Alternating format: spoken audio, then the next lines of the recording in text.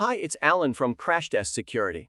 In this video, I will tell you more about the 6 DevSecOps quick wins you need today. So let's get started. What are the DevSecOps quick wins or low-hanging fruits if you are about to start with the topic of security in software development?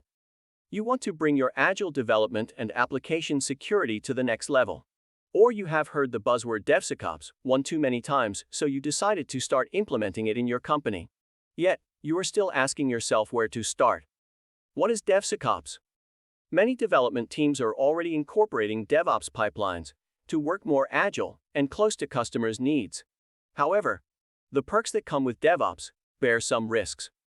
The ever-growing pace with which development teams create new features and go through the software development lifecycle leads to security vulnerabilities within the web application's production environments.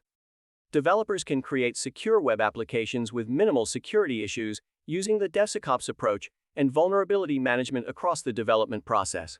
Furthermore, by improving this process repeatedly, DevOps teams can eventually achieve continuous security for their web applications. Do dependency checking. You are probably using libraries in your applications. Your application may be secure, but that does not help if the use dependencies have security risks.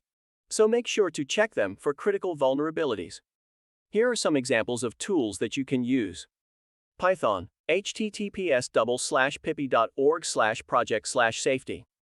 PHP, https://github.com/sentiolabs/security-checker. JavaScript. GitHub checks your dependencies and provides you with security alerts for your repositories. https://docs.nams.com/cli/audit. GitHub currently supports the following languages. Source: https://help.github.com/and/articles/about-security-alerts-for-vulnerable-dependencies. Java, JavaScript. Net, Python and Ruby, https://github.com. 2. Do Docker container checking. Are you using Docker containers to ship your code as fast as possible? Great! But how about the security of your Docker containers? The same that holds for your libraries is true for your Docker images. Ensure that you only use trusted base images, such as the official Linux distributions or images of your programming languages, and check that they don't contain any vulnerabilities. If you are using a provider to host your built containers, find out whether they may do the container vulnerabilities check for you. This is, for example, the case with the Google Container Registry or Docker Hub Premium. Don't use root. The default account in most Docker containers is root. Please do not use it. For security concerns, you wouldn't do that on your normal servers. So why would you do it in the container image? Create your user as a standard user account and use them. 4. Do security code reviews. No matter how experienced you are, the chances are that your code has some security flaws. An easy way to check your code for security problems is by implementing peer reviews into your processes. Peer reviews are an excellent tool for code quality. Leverage them to focus on security and prevent logical mistakes that lead to trouble. So always let your fellow developer look at your code to check it for security flaws. Even if the review's result is that you didn't have any open issues, you and your partner can continuously learn more about secure coding by looking at other people's work. Follow these steps as a guide for your code reviews.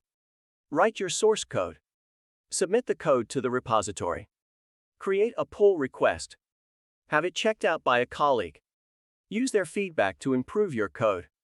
Repeat steps 4 and 5 until both you and your partner are satisfied. Merge the pull request and deploy your software. 5. Always ask yourself, what could go wrong? You may have heard of evil user stories and abuse cases. We highly encourage you to add these new issues to your typical user stories or bugs. If you want to go for the quick win, for every user story or use case you are planning and implementing, ask yourself, what could go wrong? Is it a missed authentication? Is it a logical error? Is it an overload in your system? If you think about this during the implementation, you can easily ensure those cases don't happen. Create a responsible vulnerability disclosure policy. Unfortunately, we are all humans and can't get it 100% right every time. Therefore, we need the support of others. Creating and managing a bug bounty program is a lot of work, and you may not want people hacking your application all the time, even for a good cause. By creating a responsible vulnerability disclosure policy, you tell the standard users and researchers how to contact you in case of issues. You invite them to report any vulnerabilities, instead of abusing or selling them. Ensure a good layer of security checks in your DevSecOps pipeline before publishing it. You will be surprised at what people can discover when they have a closer look, and how many submissions you get without any advertisement for such a program. In addition, many researchers have a Google alert on keywords like vulnerability disclosure, and may start hacking you as soon as you publish it on your website. 6 DevSecOps quick wins are not enough for you. Here is something that requires a bit more effort, but will help you manage your services. Create your infrastructure as code with tools like Terraform. You can create secure base resources such as server instances with a good TLS configuration or pre-configured firewalls. In addition, you can use the same security processes as for your application code, e.g. code reviews. Implement automated vulnerability scanning. Make sure you implement a DevSecOps automated vulnerability scanning to do the heavy lifting for you, doing the black box pentesting part, so you can focus your time and effort on digging deeper into white box testing and particular vulnerabilities. Incorporating DevSecOps is the only approach leading you to continuous security for your web application in a fast and responsive development environment. However, implementing it in your entire team will take time and effort, and you might need more information on the matter.